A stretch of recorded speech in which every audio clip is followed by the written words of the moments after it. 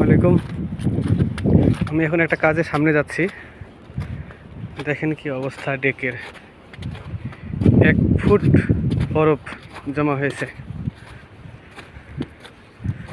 চারিদিকে কি অবস্থা, এখনো তুষার পড়ছে, সবকিছু ঢেকে গেছে। সাবধানে যেতে হবে, না তো স্লিপ করবে আবার।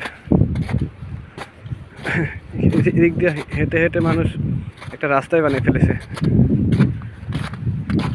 দেখতে পাচ্ছেন কি অবস্থা।